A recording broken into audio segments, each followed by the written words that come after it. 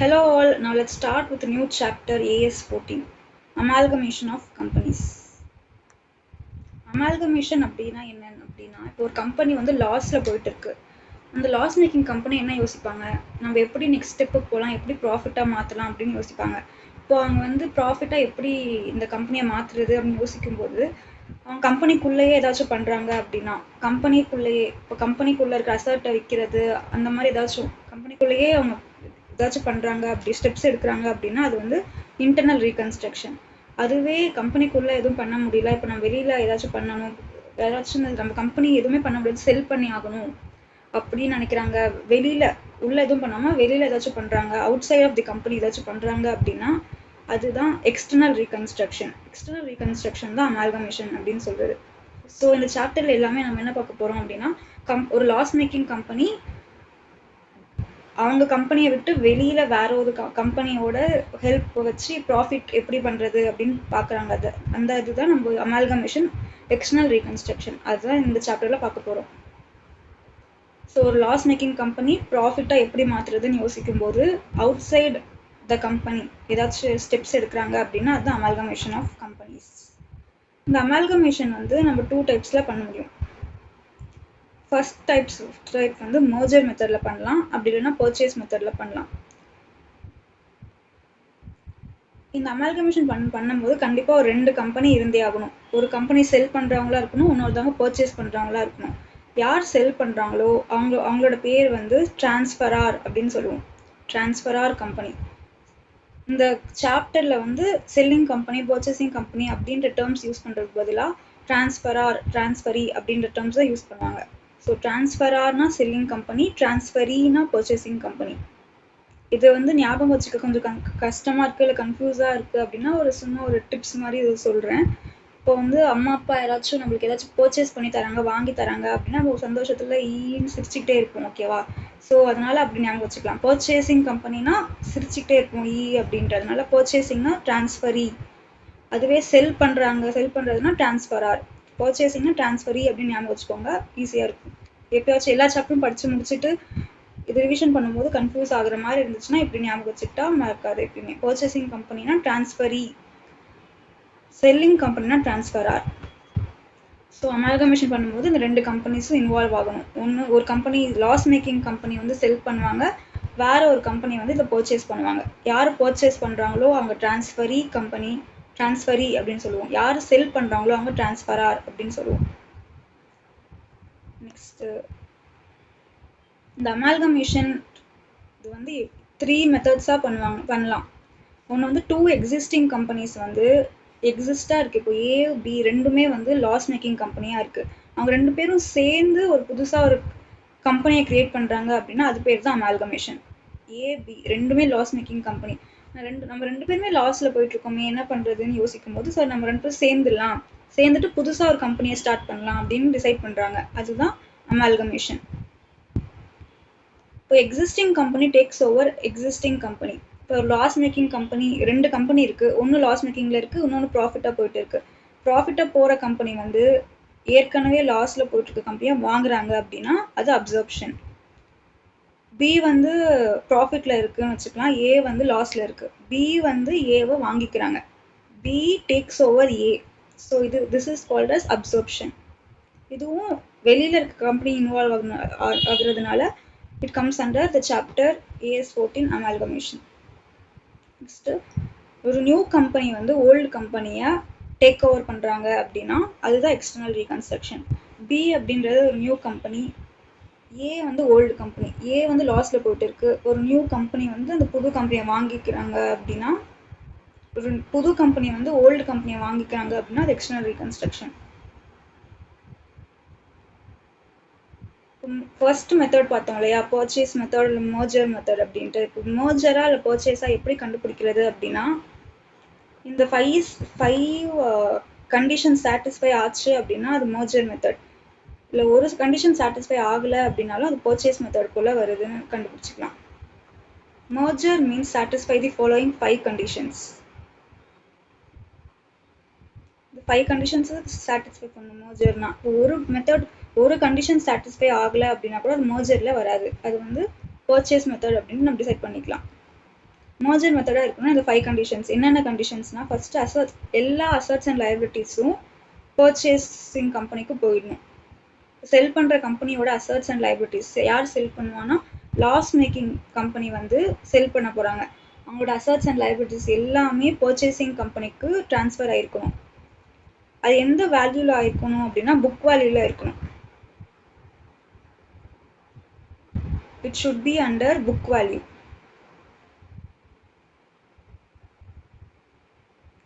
எல்லாமே பர்ச்சேசிங் கம்பெனிக்கு போயிருக்கணும். அந்த value of assets and liability should be in book value. And seller கம்பெனியோட ஈக்விட்டி ஷேர் ஹோல்டர்ஸ் யாரெல்லாம் 90% மேலே minimum 90% face value of equity shareholders இருக்காங்களோ அவங்க வந்து பர்ச்சேசிங் கம்பெனியோட ஷேர் ஹோல்டர்ஸாக இருக்கணும். அவங்க 90% வாங்கணுன்ட்டு அவசியம் கிடையாது. அட்லீஸ்ட் ஒரு 2%, 5% ஏதோ ஒரு percentage equity shareholders purchasing கம்பெனியில் வாங்கியிருக்கணும். என்ன அப்படின்னா, இப்போ equity shareholders of seller company, இந்த லாஸ் மேக்கிங் கம்பெனி வந்து அந்த கம்பெனியில் 90% ஷேர்ஸ் வச்சுருக்காங்க. ஈக்விட்டி ஷேர் ஹோல்டர்ஸ் இருக்காங்க, 90% வச்சுருக்காங்க ஷேர்ஸு. அது பர்ச்சேசிங் கம்பெனியில் வந்து இந்த ஷேர் ஹோல்டர்ஸ் வந்து ஏதாவது ஒரு குட்டி 1%, 2%, 5% ஏதோ ஒரு அட்லீஸ்ட் ஒரு மினிமம் இங்கேயும் ஒரு ஈக்விட்டி ஷேர் ஹோல்டராக இருக்கணும். செல்லிங் கம்பெனியில் இருக்க ஈக்விட்டி ஷேர் ஹோல்டர்ஸ் பர்ச்சேசிங் கம்பெனிலையும் வாங்கி வச்சுருக்கணும். எல்லாரும் கிடையாது, 90% யாரெல்லாம் வச்சுருக்காங்களோ அவங்க வந்து பர்ச்சேசிங் கம்பெனிலையும் வாங்கியிருக்கணும். அதுதான் second point. Third point is consideration is paid in equity shares except for fractions. இப்போ ஒரு நம்பர் இருக்குது, இப்போ எவ்வளோ ஷேர்ஸ் இருக்குது அப்படின்னா, பர்ச்சேஸ் கன்சிடரேஷன் வந்து 680.44 அப்படின்ட்டு பர்ச்சேஸ் கன்சிடரேஷன் வருது அப்படின்னா, இப்போ இந்த 680 rupeesக்கு வந்து ஈக்விட்டி ஷேர்ஸில் தான் வாங்கியிருக்கணும். ஈக்விட்டி ஷேர்ஸ் கொடுத்து தான் வாங்கியிருக்கணும். இந்த 0.44 வந்து கேஷ் கொடுத்து வாங்கியிருக்கணும். 680 rupees, 680 அப்படின்ற ருப்பீஸை வந்து கன்சிடரேஷன் காசு கேஷில் கொடுக்கக்கூடாது, ஈக்விட்டி ஷேர்ஸை கொடுத்துருக்கணும். ஆனால் இந்த 0.44 அப்படின்ற ஃப்ராக்ஷன்ஸ்க்கு மட்டும் கேஷ் கொடுத்துக்கலாம். இந்த ஒரு கண்டிஷன்ஸ் இருக்குது. சப்போஸ் 680க்கு ஈக்விட்டி ஷேர்ஸ் கொடுக்காம கேஷ் கொடுத்துட்டாங்க அப்படின்னா அது வந்து மர்ஜர் மெத்தடில் வராமல் பர்ச்சேஸ் மெத்தடில் போயிடும். 680.44 அப்படின்றது என்ன அப்படின்னா, அது ஒரு பர்ச்சேஸ் கன்சிடரேஷன். பர்ச்சேஸ் கன்சிடரேஷன் அப்படின்னா என்ன? இப்போது செல்லிங் கம்பெனி பர்ச்சேசிங் கம்பெனி இருக்கா, பர்ச்சேசிங் கம்பெனி செல்லிங் கம்பெனியை வாங்கும்போது ஒரு குறிப்பிட்ட அமௌண்ட் ஏதோ ஒரு கன்சிடரேஷன் ஒரு வேல்யூ கொடுக்கணும், அதுதான் பர்ச்சேஸ் கன்சிடரேஷன். இந்த பர்ச்சேஸ் கன்சிடரேஷனோட வேல்யூ இப்போ 680.44 அப்படின்னு வந்துடுச்சு அப்படின்னா, பர்ச்சேசிங் கம்பெனி இந்த 680.44 ருப்பீஸை கொடுத்து செல்லிங் கம்பெனியை வாங்கணும். இந்த 680.44 கேஷ் கொடுத்து வாங்கலாமான்னா வாங்கக்கூடாது. அப்படி கேஷ் கொடுத்து வாங்கினாங்க அப்படின்னா அது பர்ச்சேசிங் மெத்தடில் வந்துடும். அதனால 680 அப்படின்ற ஹோல் நம்பரை வந்து ஈக்விட்டி ஷேர்ஸ் கொடுத்து தான் வாங்கணும். 0.44 அப்படின்றத கேஷ் கொடுத்து வாங்கலாம். அதுதான் தேர்ட் பாயிண்ட். இப்போ செல்லிங் கம்பெனி என்ன பிஸ்னஸ் பண்ணிட்டு இருக்காங்களோ அதே இன்டென்ஷன் தான் பர்ச்சேசிங் கம்பெனிக்கும் இருக்கணும். அதுதான் same intentions of business after purchase. Fourth point, no adjustment in books of old company after purchase. Adjustment in புக்ஸில் வந்து அசட்ஸ் அண்ட் லைபிலிட்டிஸோட வேல்யூக்கெலாம் எதுவும் பண்ணாமல் இருக்கணும் ஆஃப்டர் பர்ச்சேஸ். சப்போஸ் ஏதாச்சும் பண்ணாங்கன்னா அது மர்ஜர் மெத்தடில் வராமல் பர்ச்சேசிங் மெத்தடில் போயிடும். ஆனால் மர்ஜர் மெத்தடில் இந்த அக்கௌண்டிங் பாலிசி யூனிஃபார்மாக இருக்கணும். இப்போ FIFO மெத்தட் ஃபாலோ பண்ணிகிட்ருக்காங்க செல்லர் கம்பெனி, ஆனால் நாங்கள் பர்ச்சேசிங் கம்பெனி வந்து வெயிட்டட் ஆவரேஜ் பண்ணிகிட்ருக்கோம் அப்படின்னா அந்த யூனிஃபார்ம் அக்கௌண்டிங் பாலிசி வரதுக்காக மட்டும் அவங்க சேஞ்ச் பண்ணிக்கலாம். மற்றபடி அந்த value of assets and liabilities எல்லாம் சேஞ்ச் பண்ணக்கூடாது. ஸோ இந்த 5 மெத்தட்ஸும் 5 கண்டிஷன்ஸும் சாட்டிஸ்ஃபை ஆச்சு அப்படின்னா மர்ஜர் மெத்தட். ஏதாவது ஒரு கண்டிஷன் சாட்டிஸ்ஃபை ஆகலை அப்படின்னா கூட அது பர்ச்சேஸ் மெத்தடில் வந்துடும். ஸோ இப்போ இன்னொரு தடவை வேணால் ஷார்ட்டாக சொல்கிறேன். ஃபர்ஸ்ட் கண்டிஷன் என்னென்னா, செல்லரோட அசட்ஸ் அண்ட் லைபிலிட்டிஸ் எல்லாமே பர்ச்சேசர் கம்பெனிக்கு போயிடணும். எந்த வேல்யூவில் போகணும் அப்படின்னா புக் வேல்யூவில் தான் போகணும். புக் வேல்யூ அப்படின்னா பேலன்ஸ் ஷீட்டில் செல்லர் கம்பெனியோட பேலன்ஸ் ஷீட்டில் என்ன இருக்கோ அந்த வேல்யூவில் பர்ச்சேசிங் கம்பெனிக்கு போயிடணும். It should be under book value. Book value of அப்படின்னா புக் வேல்யூனா balance sheet value of seller company, அந்த வேல்யூலேயே பர்ச்சேசிங் கம்பெனிக்கு போயிடணும்.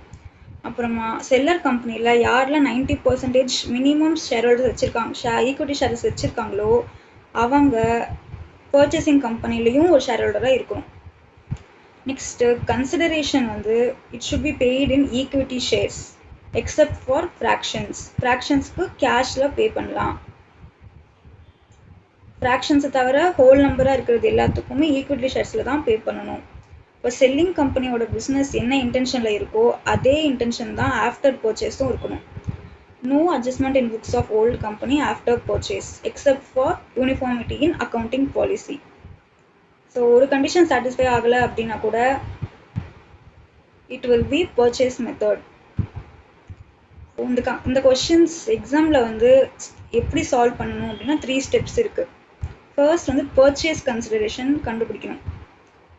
calculation of purchase consideration. First step is calculation of purchase consideration. Second வந்து closing entry of selling company. Selling company வந்து விற்க போகிறோம், so we have to close the books of selling company. அதுதான் second step. Next புதுசாக என்ன company வாங்க போகிறோம், purchasing company புதுசாக ஆரம்பிக்க போகிறாங்க, so we should open the entries of purchasing company. இதுதான் ஸ்டெப்ஸ். ஃபஸ்ட்டு பர்ச்சேஸ் கன்சிடரேஷன் எப்படி கண்டுபிடிக்கணும் கற்றுக்கணும். அது கண்டுபிடிச்சிட்டு அப்புறமா closing entries of journal entries ரெண்டுக்குமே இருக்குது. Next you should write the entries of closing entries of selling company and then opening entries of purchasing company. This is the steps to solve the amalgamation sums. What is PC? இது ஏற்கனவே முன்னாடி explain பண்ணேன், இப்போ இன்னொரு தடவை detail explain பண்ணுறேன். Purchase consideration அப்படின்னா ஒரு ஏ அப்படின்ட்டு ஒரு கம்பெனி இருக்குது, பின்ட்டு இன்னொரு கம்பெனி இருக்குது. ஓகேவா? ஏ அப்படின்றது selling company. It is a selling company. Selling கம்பெனினா என்னன்னு சொல்லியிருந்தேன், டிரான்ஸ்ஃபரார் கம்பெனி. பின்றது purchasing company, it is transferee company. இப்போ நம்ம ஏதாச்சும் வாங்கணும் அப்படின்னா சும்மா கொடுப்பாங்களா, காசு கொடுத்து தானே வாங்கணும். பி வந்து வாங்க போகிறாங்க, பர்ச்சேஸ் பண்ண போகிறாங்க. யாரை வாங்க போகிறாங்க, ஏவை வாங்க போகிறாங்க. எவ்வளோ காசு கொடுத்து வாங்கணும், இவங்க சொல்லுவாங்க 10 ருபீஸ்க்கு வாங்கிக்கோங்கன்ட்டு, இவங்க இல்லை நான் 15 ருபீஸ்க்கு வாங்க, இவங்க சொல்லுவாங்க 15 ருபீஸ்க்கு, ஏ வந்து 15 ருபீஸ்க்கு வாங்கிக்கோங்கன்னு சொல்லுவாங்க. இவங்க வந்து அவ்வளோலாம் கொடுக்க முடியாது, 10 ருபீஸ் தான் கொடுப்போம் அப்படின்னு சொல்கிறாங்க. ஸோ அவங்களோட வேல்யூ என்னன்னு கண்டிப்பாக நமக்கு கரெக்டாக கேல்குலேட் பண்ணால் தான் தெரியும். ஸோ எவ்வளோ கொடுக்கணும் அப்படின்ட்டு டிசைட் பண்ணணும் இல்லையா, அதுதான் purchase consideration. The purchase consideration can be in cash, equity shares, debentures, எது வேணாலும் கொடுத்து இவங்க வாங்கிக்கலாம். அதுதான் டிசைட் பண்ணணும் எப்படி வாங்க போகிறோம் அப்படின்ட்டு. That is calculation of purchase consideration. Next types, like how to calculate this purchase consideration, அது வந்து நம்ம நெக்ஸ்ட் வீடியோவில் பார்க்கலாம். Thank you.